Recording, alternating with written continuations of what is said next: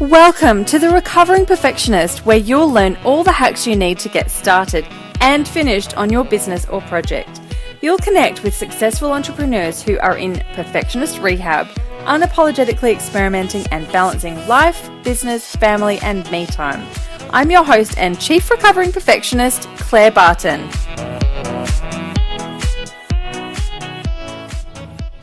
Hey everyone, it's Claire Barton from The Recovering Perfectionist, and I have got Melanie Midegs here with me today.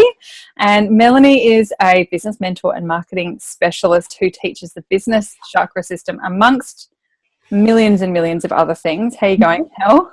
I'm great. How are you? So lovely to be here and chatting with you again. Oh, it's so good to have you here. I absolutely adore all of your work, as you know, and I'll tell everyone a bit more about that in a minute. But before I do you want to tell us a bit more about you and who you are and what you do and what your beautiful business is all about?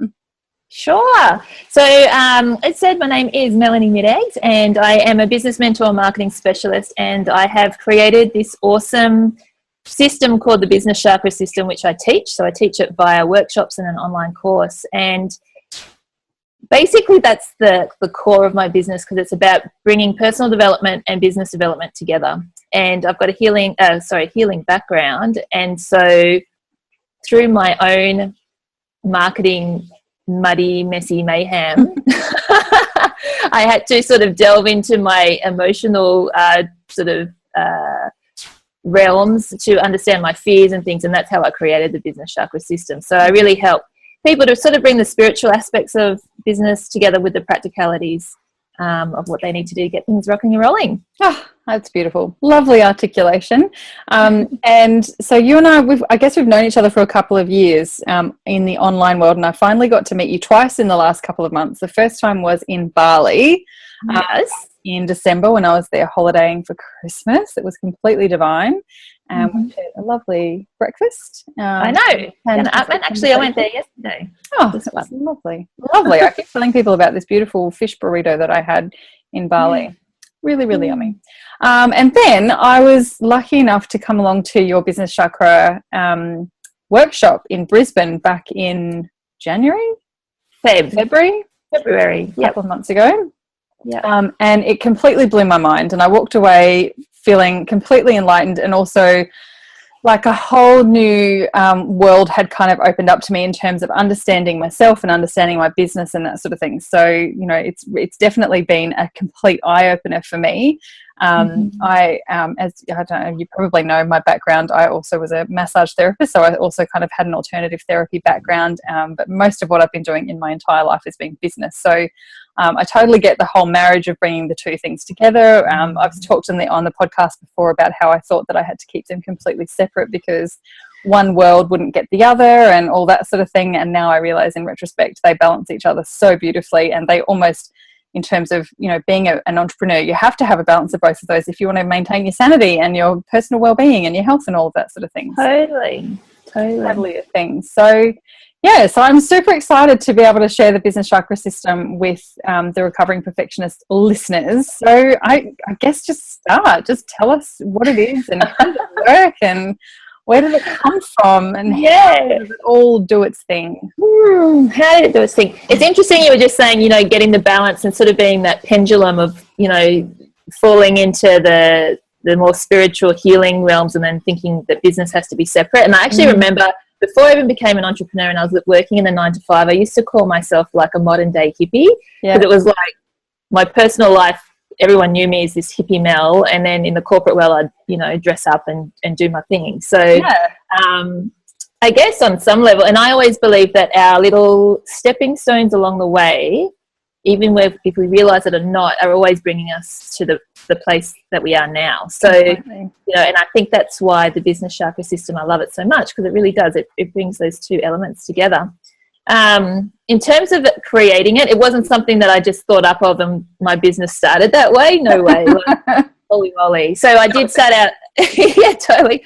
I started out as a psychosomatic therapist, which is where I learned about the body-mind connection. So this is where I learned how to do face reading, body reading, like everything in your body actually relates to a chakra and is telling you something about yourself. And I just find that work amazing. Yes, I'm reading your face right now. Oh, seriously, part of it just makes me want to put a bag over my head and be like, oh my God, what's she thinking? What's she think? Do you know, actually, just to digress for a second, the very first interaction I think I ever had with you as like a two-sided thing, rather than me just stalking you around the internet, was you didn't offer in one of the groups to do, I think, like 5 free face readings to the first 5 people who put their like selfie up or whatever.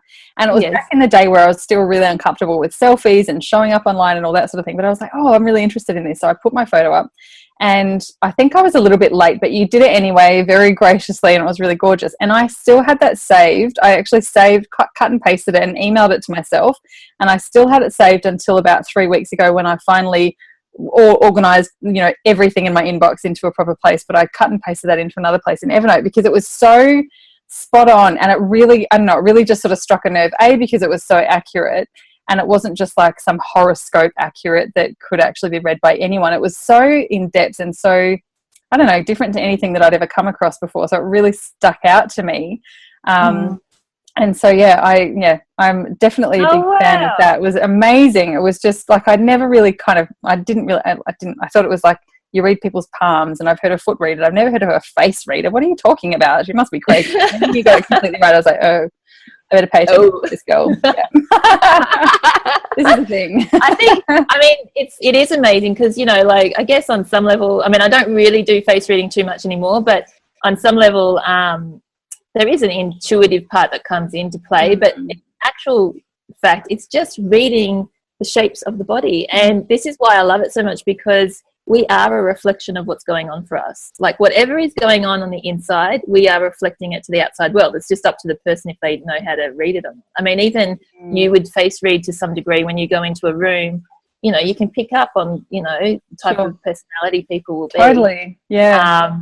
But what I love most about it, and I will get back to the business chakra system. That's okay. What I love most about it was it taught me compassion.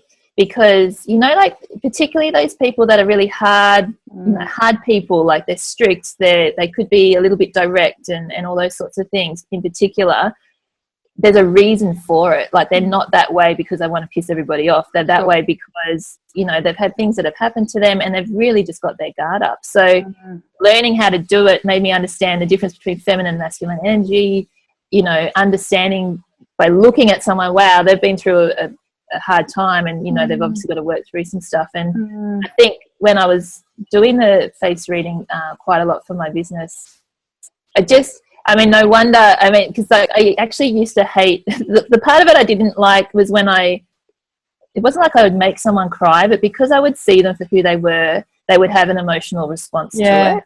And that kind of used to upset me because I didn't want to upset them just because someone was really seeing them. Who they were. Yeah. It's not very often that we do that in this day and age. It's really vulnerable. Yeah.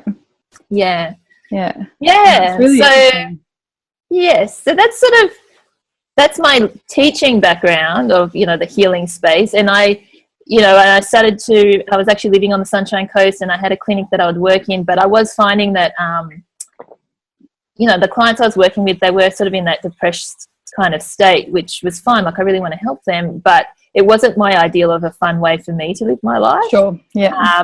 Always loved the online world. So through my little hurdles and things, eventually I ended up here in Bali, Indonesia, because my clinic work wasn't really running well, and so I had to have a part-time job, and that just drove me insane. So it was taking my time away from what I wanted to do, and I had to go and do something else.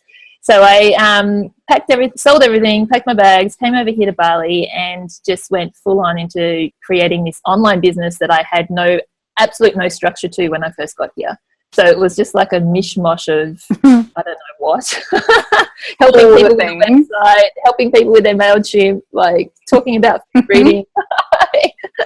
I know the feeling. Oh my God, it was so. When I think back, like, someone said to me, you know, wow. You know, well, I've had many people say, you know, you're so courageous to go and do that. At the time, I just knew what I wanted to do. And now, and now when I look back, I'm like, if I knew what I knew now, would I have actually done that? I know. I'm not quite sure I would have, but it's all taken me to this place, right? Like, yeah. If you know what I mean. Thank God you didn't know back then, you know, some of the things that you know now. But that's probably the thing for a lot of entrepreneurs too. Like, you don't know what you're stepping into, and you don't know how it's going to play out. And I think I also say that, you know, creating your own business is the biggest personal development journey you'll ever go on. Like, I thought I'd done all the work kind of thing, but, you know, going to the business for yourself, that's when you really learn. That's it. And I guess that's how the business chakra system came about, because I was dropping into fear continuously. It was paralyzing me. It was a real cycle that I wasn't enjoying. And I remember the day I was sitting out the front of my house, I don't know, not knowing how I was going to pay my rent that month or something. There was something that I needed to pay. I couldn't pay it. And I was just tired of it. I was like, this is just ridiculous. Like, why does this keep happening? And I realized, I went, well, instead of thinking about the strategy of business, why don't you go back to your learnings about the chakra system? You know, base chakra, you need to feel supported. How can you feel supported in yourself? So I looked at it for me personally and also from a business perspective. And then it kind of all just fell into place. Like, each of the chakras really lined up to different aspects of the business. And I was like, this is actually pretty cool. And because I love marketing, I love branding, and I love business as well. So to have organically created something out of my own despair and, you know, grasping at straws, like, it's actually, that's how everything has really come about. So it's amazing. And it's an interesting thing when I see, you know, yourself and other people who have these amazing kind of methodologies or practical applications of a mix of different methodologies or a mix of different modalities. And I think, I want one of those. I want to have one of those. I want to create a thing that I can just, it's like got my stamp on it and that sort of thing. And I know that's not how it happens. You don't just go out and set out to create a thing. But I'm totally looking forward to it. If you've got the intention there, there's a percolation process. I mean, like, from that first day, I remember that day when I sort of wrote it out, like, it has changed quite a lot. Like, it's been about it's probably been 2 years actually since I actually did that. And so it's progressed through that. So I think you got to have the intention. Because you've got the intention, eventually the right little... That's so true. Motivation, inspiration hits you. Well, I've got the intention, universe. It's out there. All right. So what is it and how does it work? Like, you know, for someone who, like me, before I came to your workshop, was a complete novice and, you know, I could spell chakra, but that was about where it finished for me. How does it work? What is it? What is it? What's the thing? Yeah. So basically I've chunked down each of the chakras into 3 kind of aspects. So there's the energetic side, which is how it relates to you emotionally. There's the mindset side, so how your mind thinks within that chakra energy. And then there's the business framework that comes along with it. So, for example, the base chakra is all to do about foundations and how you feel supported within yourself. So the energetic side of things, we look at the emotions of fear, overwhelm, and anxiety. So if in your business you ever drop into those emotions, you know, you can come to the base chakra kind of aspect of your business and you can sort out how to sort of shift through the emotion. We talk about the mindset. So it could be like you have a scarcity mindset or something like that, lack mentality. It's like, how can you shift that? And for me, you know, there's so many tools you can do to shift your mindset, say like with tapping or, you know, whatever, journaling or NLP and all sorts of things. But for me, it's really about changing your perspective. I think there's a lot of power if you can actually, because you can't always have a therapist by your side to take you through some process. Like sometimes it's like, I know. Sometimes you just got to change your mind and like turn it around. Yeah. And then the foundations for that, like the aspects are, say you're knowing who your ideal customer is, your goals, and then also your business model. So that's sort of the base chakra. I won't go through all of them because it is pretty full on. But in terms of the different chakras, so then the sacral chakra, which is around your hip area, it's nice and juicy. It's actually my favorite. And that's all about branding. So you've got to love what you do. You've got to love how you operate. You've got to love, you know, how you serve your clients and how they're responding to what it is that you have. If the love ain't there and you're not enjoying it, then it's not going to fly. Your solar plexus, which is just above your belly button. This is all about personal power. So our confidence comes from when we really know what it is that we're doing. So this is related to your product and service. Like when you know what your offerings are inside and out, it's so easy to talk about them. When there's confusion, or you're not quite sure, or you have like 20 things that you're offering yourself, like it's you know, it just makes it so much easier when it's clear, precise, and you can just say what it is. Heart chakra, promotion. So this is about connecting with people. It's about compassion. It's about, you know, coming from a heart space and knowing that it's okay to sell yourself, particularly if you're going to be able to help somebody else. You know, there's a nice way to do it. And I actually picked that on purpose because I know that people get thingy, because, you know, I specialize with healers and yoga teachers and spiritual mentors and those sorts of people and coaches, and it's like, that's sort of like the first thing that they can start to think, oh, but I don't want to sell myself. But it's actually okay. It's really okay. Throat chakra, communication. So getting clear on your message, being able to say what it is, not getting too creative. That's the other thing I know a lot of people can get so creative with everything, and it's like, so what do you do? Yeah, totally. I used to call myself the creative inspirator, and they're like, that sounds cool, but what the hell is that? How are you going to help me? Yeah, totally. So, you know, just getting really clear with that messaging, but also speaking your truth, right? So your truth comes from here. So I think in business development too, you go through phases of get yourself to a level and you're like, actually, that's not it, and you need to shift it. Your real truth needs to start coming out, which may be a little bit about like what you sort of went through when you came to the workshops as well. The brow chakra is intuition, but I align this to leadership. So leadership is not only about leading your tribe and leading your people, it's actually being a leader for yourself and trusting you know the answers. Like, oh my God, we can learn from other people, but no one is going to give you that magic pill to get it done. Like, we're all different. So how can we possibly build a business that is exactly the same based on exactly what someone else has done? So really being able to trust yourself and tap into that inner knowing is important.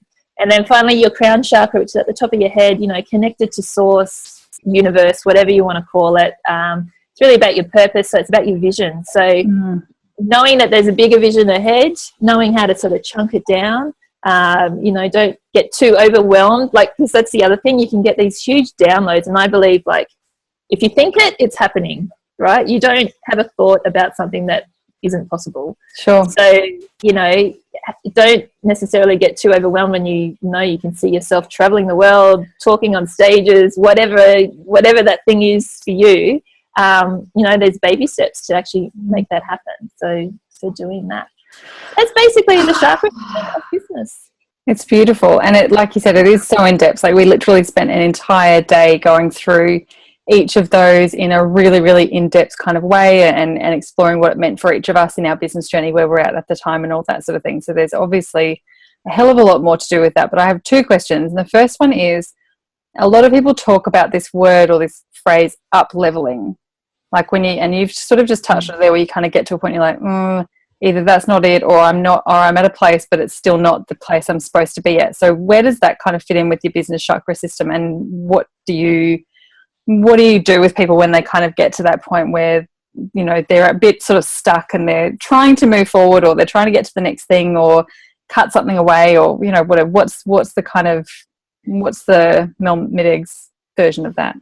Sure. Yeah, it's your first three chakras are the most important. So your base, sacral, and solar plexus. So your foundations, your branding, and your product. So I think you know, if you're feeling stuck and you want to really take the next step, and you want to, there's sort of two things. There's sort of two different elements to that. So if you're feeling stuck, you always go back to your base chakra. Who's your ideal customer? What is it that you're serving, and what do you actually want to achieve, and do you have the plan to make that happen? And then once it's amazing. Once you've got a clear plan, then it's just about actioning it, right? Doing it. When it comes to up leveling, what I see that as is, in the first instance, business is messy. It's just going to be messy. As much as we love organizing, I know you've got a you know, corporate admin background, just like I do as well, and it's like, we love things to be in its right place and all that sort of stuff. The reality is that business is just messy. And so you'll do something like a promotion of something, and then it's like, okay, what worked, what didn't, and really looking at what are you enjoying. So it's a little bit more like the brand, so the sacral chakra, in terms of, what do I like? What don't I like? What do my people like? What don't they like? And sort of, I see it as like a sieve. This is what I had. This is like the metaphor I had in my head most of last year. It's like having a sieve and just shaking it and things just dropping away and like keeping the pieces of gold at the top, you know. But it's a process, and it's about being okay with the process. Like, you know, just allowing things to drop away and allowing the other things to flourish. When it comes to up leveling as well, I see that as stepping out of your comfort zone. So that is your solar plexus. So when I went to do those workshops, like, holy max, that was a really big stepping out of my comfort zone. I had to travel internationally. I had to go to 3 cities in like 3 weeks, organize it all on my own, like all of these things. And but through doing that, I actually got more confidence and everything has flourished even more. And so for me, that's an example of up leveling. So I think the up level is actually, it's more than just new systems. I mean, that's kind of the practical kind of stuff. I think the up level is when you really own your space and what it is you're doing, and people know you for what you do really clearly.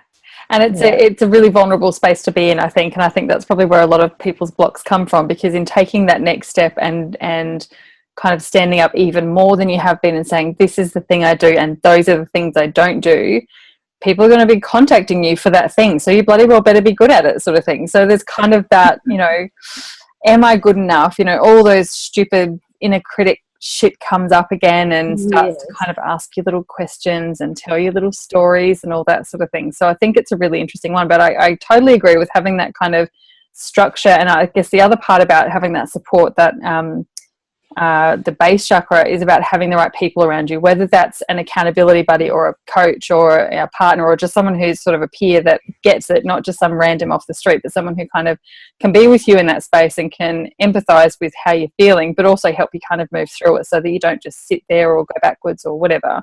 Or more importantly, so that wherever you go, you don't beat the hell out of yourself because of whatever's going on. So I think that's, I totally agree with all that. I've got 2 examples around that, actually. The first one was when I came to Bali, I did not tell anybody that was my decision, because I knew, well, actually, I lied. I told my mum. My mum was my only person that I told, because I knew she'd support me.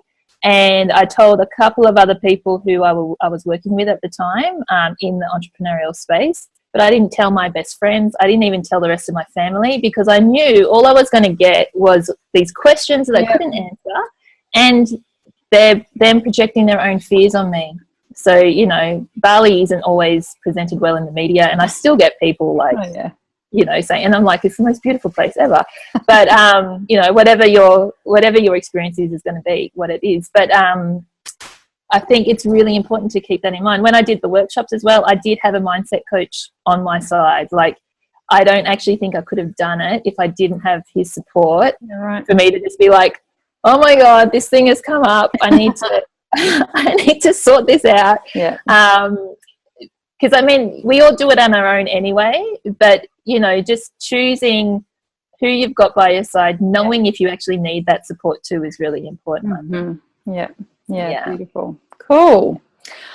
All right. So my next question is, and this is something that we obviously talked about in the workshop, and for all the listeners who are recovering perfectionists or on the road to rehab, where does perfectionism come in? How does it, like, where does that sit in your chakras? And, you know, what's the perfection story in business system land? It doesn't fit into one chakra. Because the chakra system, even though it's linear, so in our body it's linear, it goes through each area of our body. But I actually see it as a circle. So it's something that is a cycle and you go through it. Like, and I think this is where business is always messy. Like, it's not going to be perfect. It's never finished. Never finished, and it's never going to be perfect. And it's just about rinsing and repeating and doing that little shift shuffle thing. Gold panning. We'll call it gold panning. Gold panning. Yeah, I like that. That's cool. I think that's how it really operates, you know. Even though I'm really happy with my business right now and I've got great structure to it, it still needs a bit of gold panning, like it always does. And I have never actually put anything out. Oh, actually, no, I lie. At the beginning, I wanted everything to be perfect, and I put this huge amount of pressure on myself to do that. However, through doing lots of webinars actually in that first year, I learned how to really let go. I learned how to laugh at myself. I learned how to just go, you know what? It's okay. And what I thought was a stuff up, people were like, what are you talking about? Like, It's totally fine. Yeah. Yeah, they don't mind. So the worst thing you can do, so actually I was saying this to someone the other day, the worst thing you can do, and I read this, was that if you put something out that's perfect, then it's probably not going to be right anyway. That makes sense. Yeah. Because how do you know? Like, business is testing and trialing the whole way through. Like, and you just know in your mind, like, you put something out and then you'll go, okay, I'll put it out, see how it goes. I know how I would love that to be, but it's not like that yet. But maybe that's the up level. So when I can see that people really want this, and then I can go, right, I'll go back and I'll create new content, you know, on that or whatever it is. Like, then I'll add the bells and whistles. Yeah, exactly. I do a similar thing, especially with like coaching clients who are trying to get over the initial block, whether it's there's like either starting a business or starting a new project or creating something within their business or even starting doing video content or something like that, right? Is to say, okay, what would 100% look like? Like, if you could say, all right, it's done, it's finished, I'm happy to move on to the next project, what would that look like? And, you know, get them to sort of explain that out. What would 150% look like? What if we added another heap of stuff? What would that look like? And then they go, oh, we'll do this. And what would 200% look like? Oh, we could also do this. All right, cool. That's awesome. Let's go back to the 100%, because that's what you originally said you'd be happy with, would be finished. But I think when we kind of get into this perfectionism / avoidance, we go, oh, I'm at 100%, but I'm just going to add another 10%. And then you get to the 10%, you think, oh, I better just go and do the and so on and so forth. So you're creeping up to that 200. And the best thing, like similar to what you said, that I heard someone say probably a year ago, that said, just remember, your 100% is someone else's 60%. Oh no, your 60% is someone else's 160%. Something along those lines.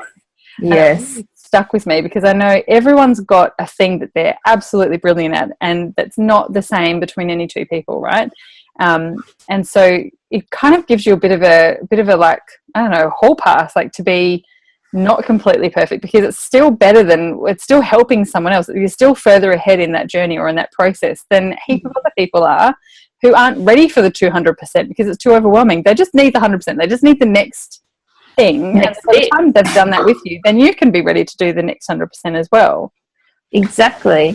And I think I've got a really cool story about this, because a lot of the time you can forget about the people that you're actually serving. Like, you can get so caught up in the creating of the stuff that you actually forget about what is your client going to benefit and how are they going to use information. Because I was in Singapore last week helping a client, and I was in the hotel and it was raining outside, and they had an outdoor area and an indoor area to eat.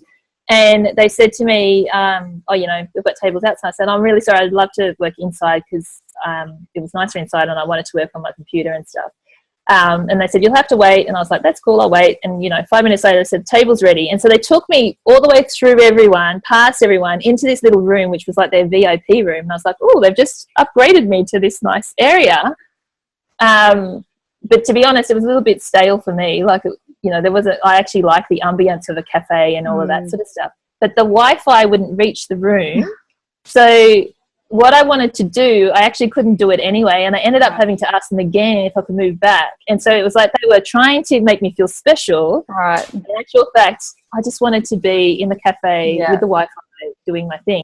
Make sure that our clients and our customers are receiving what they need for them to take the next step first. Totally. And what's relevant. And I love that. That's an awesome moment. I love it. Well, lovely. We could literally sit here and talk about this all day, I'm sure, but I think we better wrap up. Okay. So how can people get in touch with you and learn more about the business chakra system and more about the Mel Midegs version of life and business? Yeah, so I'm definitely on social media, on Facebook under Melanie Midegs.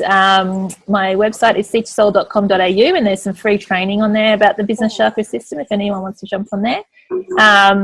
And on Instagram is basically where I am, under Melanie Midegs as well. So they're the three places. All the links will be in show notes as well, so people can follow those links. And thank you so much for coming on the show. As always, I've loved chatting with you. No worries. And if anyone comes over to Bali, make sure they get in touch with me. I love meeting entrepreneurs.